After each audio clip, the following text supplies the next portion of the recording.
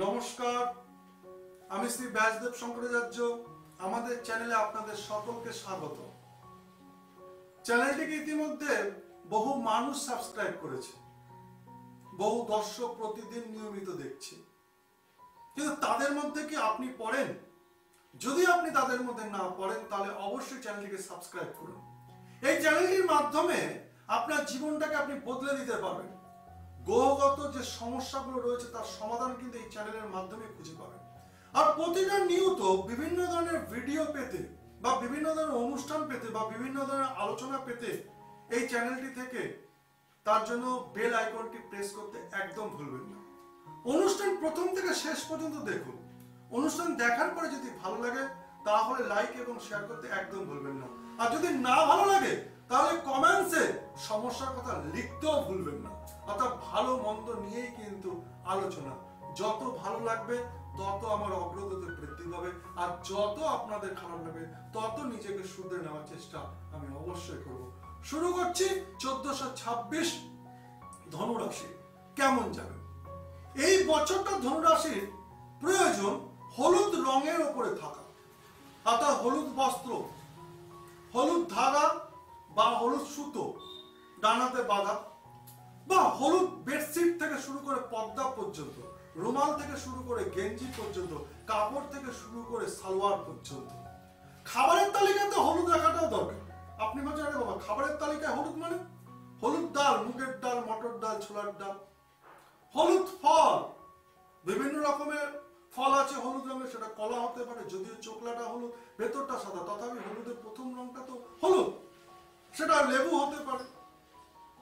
হলুদ মিষ্টি, দেখবেন বিভিন্ন ধরনের মিষ্টি বা রসগোল্লা হলুদ রঙের পাওয়া যায়। তার উপর মানে হলুদ রংটা এই বছরটা আপনার জীবনটাকে বদলে দিতে পারে। আর ধনুরাশির জন্য এই বছরের সর্বদিক থেকে খারাপ হলেও কর্মের দিক থেকে কিন্তু আমি ভালো দেখি। কর্ম পরিবর্তনশীল হতে পারে, কিন্তু সেটা যদি ঠিক মতো সে পরিবর্তন করে, অর্থাৎ সেই চয়েসটা যদি নিজের হয়, তাহলে অতি উত্তম। স্বেচ্ছায় কর্ম পরিবর্তন করার প্রয়োজন আছে। কারণ ধনুরাশির শেষ পর্যায়েতে এমনিতে এই মুহূর্তে সাড়ে সাথী চলবে, এবং ধনুরাশিতে শনি এই মুহূর্তে বসেও আছে, বেশ কিছুদিন পরে শনি বেরিয়েও যাবে। কিন্তু এই বেরিয়ে যাওয়ার সময় সে কিছু ভালো ফলও দিয়ে যাবে, আবার কিছু কিন্তু খারাপ ফলও দিয়ে যাবে। তাহলে কোনটাকে গ্রহণ করবেন তার জন্য সেটা নিজেকে প্রস্তুতি নিতে হবে। অর্থাৎ সেখানে পজিটিভ এনার্জি যদি আপনি নিতে পারেন তাহলে আপনার দিকে পজিটিভ, আর যদি আপনি নেগেটিভ নিতে চান তাহলে আপনার দিকে নেগেটিভ। এবং তারই সঙ্গে দেখা যাবে রক্তপাত, ফাড়া, অ্যাক্সিডেন্ট, এই ধরনের সমস্যাগুলো কিন্তু আপনাকে দিতে পারে। শনি সাধারণত এই ধরনের সমস্যাগুলো দেয়, এবং সাড়ে সাথীর কবলে পড়ে থাকার জন্য ধনুরাশির এই ধরনের সমস্যাগুলো হতেই পারে। কিন্তু যাতে না হয় তার জন্য নিয়মিত হনুমান চল্লিশা পাঠ করা উচিত। যদি আপনি হনুমান চল্লিশা পাঠ করেন তাহলে অতি উত্তম ফল।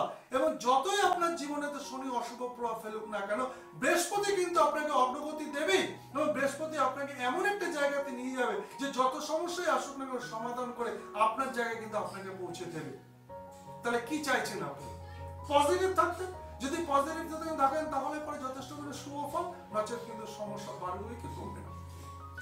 এবার কোনো কিছুকে কিনতে চাইছেন, একদম কিন্তু এই বছরে কিনবেন না, তাহলে ডাহা লস হবে। যেই লস আপনি সামলাতেই পারবেন না। নতুন কিছু পরিকল্পনা করছেন, একদম করবেন না, যেমন চলছে চলতে দিন। এখন একদম কোনো পরিকল্পনা করে কোনো পরিবর্তন করার কিন্তু প্রয়োজন নেই, তাতে কিন্তু সমস্যা বাড়বে কি কমবে না। আপনি কি গৃহ নির্মাণ করতে চাইছেন, তাহলে একটু বুঝে শুনে, যদি 1 টাকা থাকে তাহলে 50 পয়সার গৃহ নির্মাণ করুন। আর যদি 1 টাকা থাকে আর 2 টাকার গৃহ নির্মাণ করতে চান, যদি মনে মনে ভাবেন পরে সব সমস্যার সমাধান করে দেবো, আস্তে আস্তে দিয়ে দেবো, টাকা নিশ্চয়ই শোধ করে দেবো, তাহলে কিন্তু সেই শোধ কিন্তু সুদের জায়গায় চলে যাবে।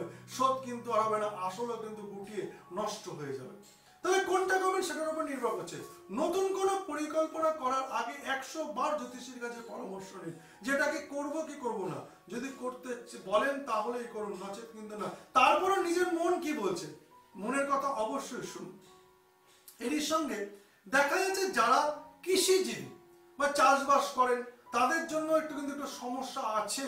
সেই সমস্যাটা কিন্তু সমাধানের জন্য নিজেকেই ভাবতে হবে কতটা পরিমাণে চাষ করবো আর কতটা পরিমাণে চাষ করবো না একটু বুঝে শুনে। কারণ এই বছরের ওয়েদার থেকে শুরু করে এবং হচ্ছে বাজার দর সবকটার মধ্যে কিন্তু সমস্যা থাকবে।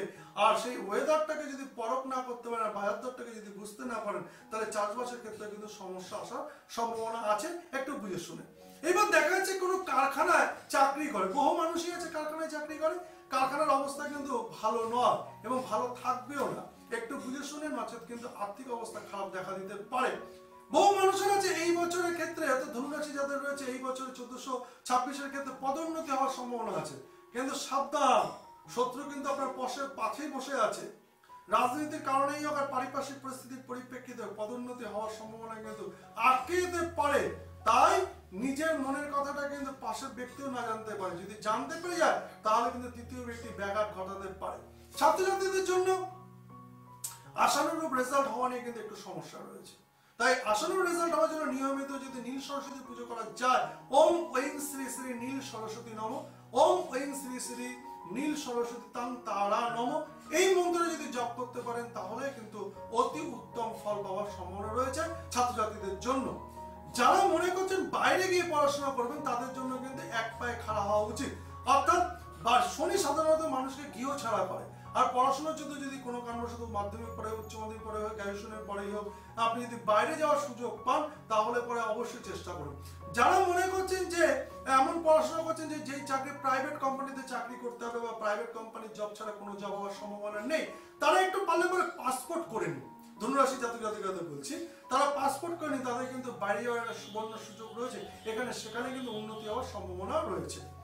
এইবার ব্যাপারটা যেটা হচ্ছে, যদি কোনো কারণবশত ধনুরাশির ক্ষেত্রে বৃহস্পতি রাহু দ্বারা দৃষ্ট হয়ে যায় তাহলে গুরুচণ্ডালী দোষ হচ্ছে, শনি দ্বারা যদি দৃষ্ট হয়ে যায় বা শনির সঙ্গে যুক্ত হয় তাহলে পরে হচ্ছে গুরু শৌরী যোগ হচ্ছে। এবং কোনো কারণবশত সেই বৃহস্পতি যদি মকরে অবস্থান করে তাহলে পরে অতীব খারাপ ফল দেবে। দ্বিতীয় স্থানে ধনের জায়গা নষ্ট করে এবং তারই সঙ্গে হচ্ছে শিক্ষাক্ষেত্র বা কর্মক্ষেত্র ইত্যাদিতে জায়গা নষ্ট করে। তবে ছকেতে আপনার এই ধরনের সমস্যা আছে কিনা দেখার প্রয়োজন আছে। যদি আপনি এই ধরনের সমস্যা দেখে থাকেন তাহলে পরে তার প্রতিকার করারও কিন্তু প্রয়োজন আছে।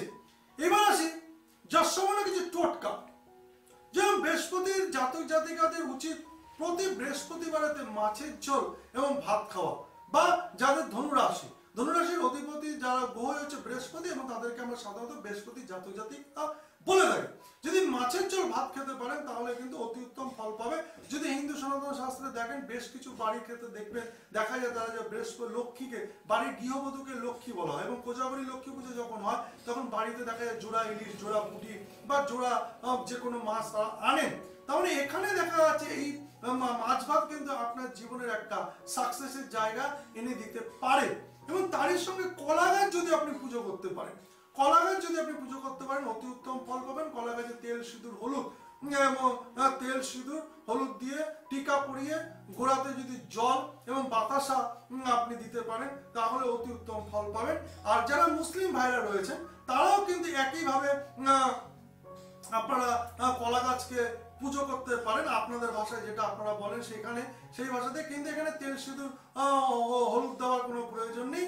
এখানে আপনি কিন্তু মিঠা আতর কুমকুম দিয়ে, বা যদি আপনি কামধনু একটি রং পাওয়া যায় হলুদ রঙের, এই রংটাকে যদি দিয়ে আপনি যদি টিকা পরাতে পারেন, বা কেশর আপনার হচ্ছে গোলাপ জল, মিঠা আতর, কেশর, অগ্রু এগুলো দিয়ে যদি আপনি কলা গাছকে পুজো করতে পারেন তাহলে পরে, বা কলা গাছের গোড়াতে যদি আপনি দিতে পারেন তাহলেও কিন্তু অতি উত্তম ফল পাবেন এবং আপনার জীবনে কিন্তু সাকসেস আসবে।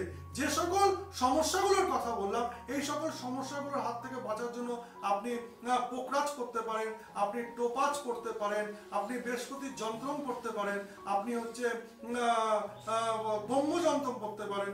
আর যাদের যাদের মনে হচ্ছে এইগুলো বিশদ করে জানবো তাদের জন্য বলবো আসার জন্য ফোন করুন এবং ফোনে নাম লিখিয়ে চলে আসুন।